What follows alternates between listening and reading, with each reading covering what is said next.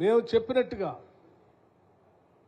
100 రోజుల లోపలనే వెంటనే దాన్ని కూడా చేయాలనేటువంటి ఆలోచనతో ఆ చేసే క్రమంలో సాక్షాత్తు ఆ సీతారామచంద్ర స్వామి వారి సన్నిధిలో పూజ చేసి, యాదగిరిగుట్ట లక్ష్మీనరసింహస్వామి వారికి సన్నిధిలో పూజ చేసి, ఈ రాష్ట్రంలో ఉన్నటువంటి పేదవాళ్ళందరికీ కూడా మేము చెప్పినట్టుగా ఇందిరమ్మ ఇల్లు 2 గదులు ఇల్లు ఇవ్వటానికి ప్రతి శాసనసభ నియోజకవర్గానికి కనీసం 3,500 ఇళ్లు తగ్గకుండా ఇచ్చేటువంటి కార్యక్రమాన్ని అనౌన్స్ చేసి లాంఛనంగా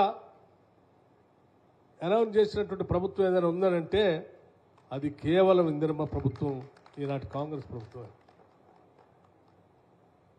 కావలసిన నిధులు కూడా కేటాయించి, ఏదో ఒట్టిగా పథకాలు ప్రారంభించడం కాదు, చేసినటువంటి వాటికి కావలసిన నిధులు కూడా కేటాయించి, ఇవాళ మేము 0 బిల్లు ఇస్తున్నాం అంటే దానికి కావాల్సిన నిధుల్ని ఎప్పటికప్పుడు ఆ విద్యుత్ శాఖకి ఇస్తా ఉన్నాం. నిధులు ఉచితంగా మహిళలు ప్రయాణం చేస్తూ ఉన్నారంటే ఆ ప్రయాణం చేసిన మహిళల 0 బిల్లు టికెట్లకు సంబంధించి బిల్లును ప్రతి నెల ఆర్టీసీకి డబ్బులు కడతా ఉన్నాం.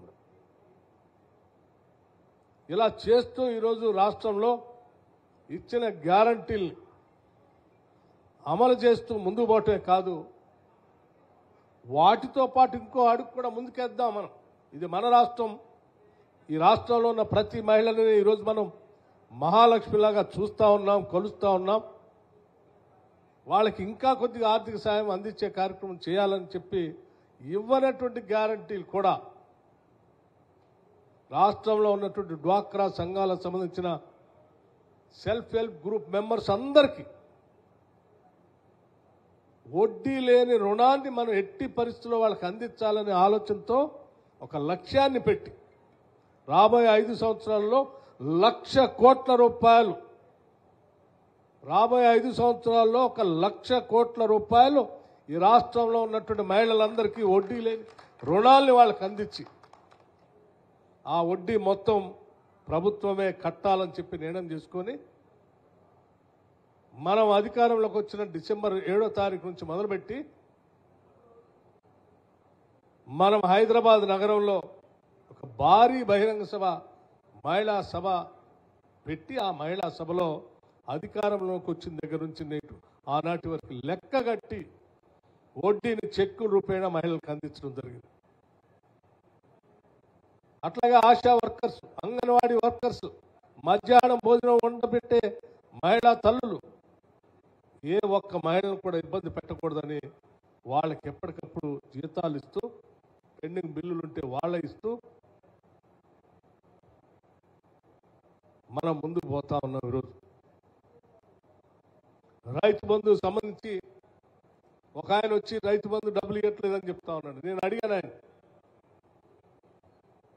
మీరు నెలల తరబడి ఇవ్వలే, మేము అధికారంలోకి వచ్చింది డిసెంబర్లో, కేవలం 3 నెలల్లో మీరు అడ్డగోలుగా చేసుకుంటూ పోతే మేము కింద నుంచి మొదలు పెట్టుకుంటూ వెళ్ళాం. ముందు మొదటి 1 ఎకరం ఉన్నాయని కేసాం, తర్వాత 2 ఎకరాలు ఉన్నాయని కేసాం, ఆ తర్వాత 3 ఎకరాలు ఉన్నాయని కేసాం, ఆ తర్వాత 4 ఎకరాలు ఉన్నాయని కేసాం, 5 ఎకరాలకు ఉన్నాయని కూడా వేసాం. వేస్తూ 64,75,000 మందికి ఇప్పుడు రైతు బంధు ఇచ్చాం. ఇక మిగిలి ఉన్నది కేవలం 5 లక్షల మంది మాత్రమే. కేవలం 3 నెలల్లోనే. 6 నెలలు మీలాగా 6 నెలలు 8 నెలలు తీసుకోలేము. ఇంత త్వరితగతిన వేసుకుంటూ పోతా ఉంటే తగుదనమ్మా అని చెప్పి ఇంకా రైతు బంధు డబ్బులు వేయలేదన్నమాట. లెక్కలతో సహా మనం చెప్పిన తర్వాత నోరు మూసుకున్నారు. రైతుకు సంబంధించినటువంటి బీమా నెలల తరబడి మీరు కట్టేవాళ్ళు కాదు, రైతు బీమా కూడా కట్టించాం. సంపూర్ణంగా 1,500 కోట్లు కట్టాలంటే 1,500 కోట్లు కట్టాం. మీరు 2019 నుంచి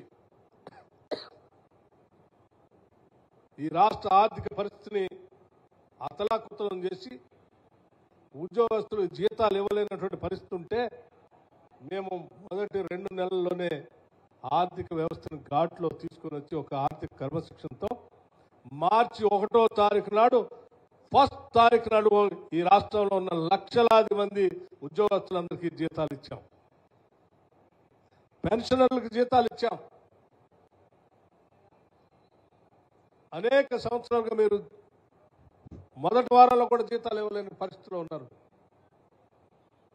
ఇలా చెప్పుకుంటూ పోతే అనేకం మేము సాధించిన విజయాలు. కేవలం 100 రోజుల్లోనే ఈ రాష్ట్రానికి కావాల్సినటువంటి భవిష్యత్తుకు కావాల్సిన కార్యాచరణ ప్రణాళికను కూడా అనేక రకాలుగా తయారు చేశాం. హైదరాబాద్ నగరం రాష్ట్రానికి తలమానికంగా ఉంటే నగరం మధ్యలోంచి ప్రవహిస్తున్న మూసీ నదిని పునర్జీవింపజేసి లండన్ నగరంలో ఉన్నటువంటి థేమ్స్ నది పరివాహక ప్రాంతంలాగా దీన్ని అభివృద్ధి చేయడం కోసం ఒక చక్కటి ప్రణాళికని రాష్ట్ర ముఖ్యమంత్రి ఆధ్వర్యంలో ఉన్న మున్సిపల్ అడ్మినిస్ట్రేషన్ శాఖ ద్వారా అద్భుతంగా తయారు చేసి ముందుకు పోతా ఉన్నాం. హైదరాబాద్ మెట్రో రైలు విస్తరించే కార్యక్రమం మొదలుపెట్టాం. మీరు సర్వనాశనం చేసినటువంటి రైతులు ఇబ్బంది పెట్టిన ధరణిని సరిచేయడం కోసం కసరత్తు చేస్తా ఉన్నాం. ఇవాళ రాష్ట్రంలో ఉన్నటువంటి ప్రతి సమస్యని పరిష్కారం చేసేటువంటి దిశలో ముందుకు పోతా ఉన్నాం.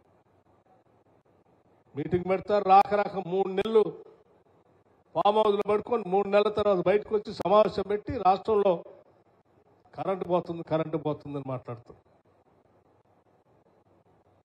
మీరు సర్వనాశనం చేసిపోతే కరెంట్ని, డిస్కమ్స్ని, జెన్కోల్ని,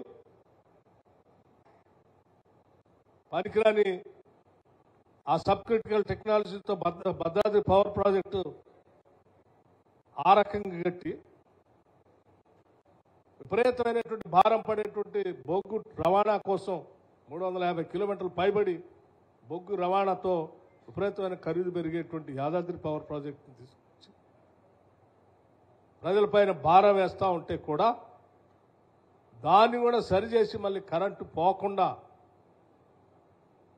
కరెంటు రేట్లు పెంచకుండా, ఇంకో పక్కన 200 యూనిట్ల వరకు ఉచితంగా ఇస్తూ రాబోయే రోజుల్లో కూడా కరెంటు ఇబ్బంది లేకుండా, ఇప్పుడు కాదు రాబోయే రోజులకు కూడా ఇబ్బంది లేకుండా చక్కటి ప్రణాళికతో ఈరోజు మనం కాంగ్రెస్ ప్రభుత్వం ఇందిరమ్మ రాజ్యం ముందుకు పోతా ఉంది. 2030-31 కావాల్సిన పీక్ డిమాండ్ని కూడా దృష్టిలో పెట్టుకుని ఈరోజు ప్రణాళిక తయారు చేసి ముందుకు పోతా ఉన్నాం. ఇన్ని రకాలుగా మనం ఈరోజు రాష్ట్రంలో